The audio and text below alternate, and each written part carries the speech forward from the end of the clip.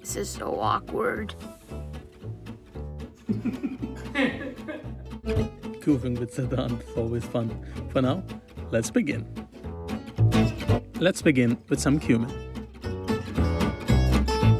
Add in the fenugreek.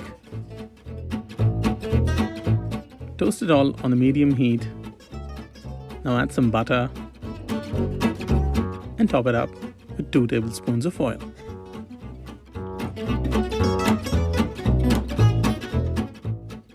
Add in half of the garlic.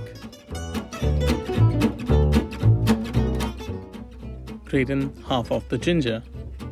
The quantities are all mentioned in the description. Now is the time to add those onions. Fry them, and yes, don't forget to season.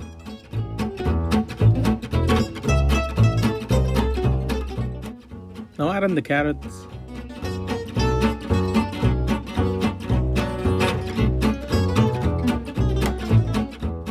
Toss in those green beans. Mix it all through.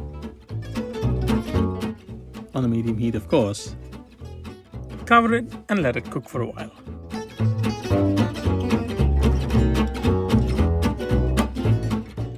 Add in the chopped cauliflower.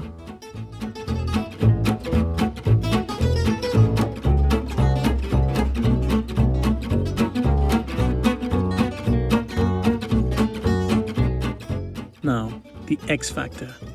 A bit of those beautiful bell peppers. Season some more. Always season in stages, and add the red chilies. I'm using Kashmiri Red Chillis. Some Garam Masala, and finally some coriander. Toss in the remaining garlic.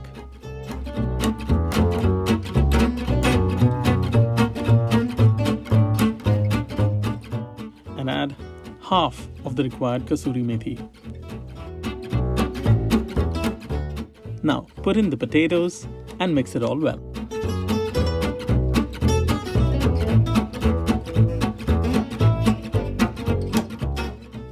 Time to add in the peas. This dish is a vegetable delight. The tomato.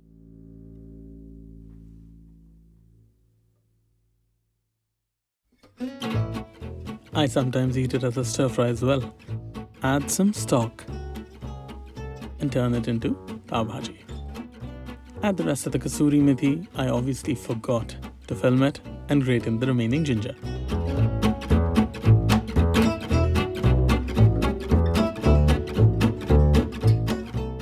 Now this Pav Bhaji needs some rest on a low flame. And we are ready to mash.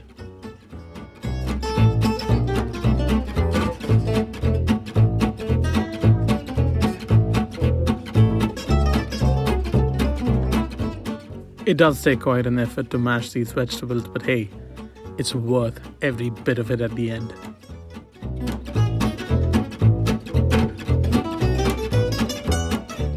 Season some more if you want it, but always end with a nice flourish of Garam Masala.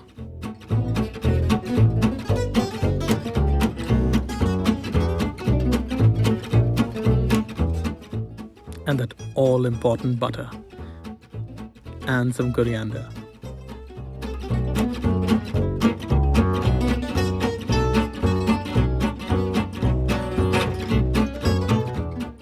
Toast some beautiful dinner rolls or pav breads with some extra butter.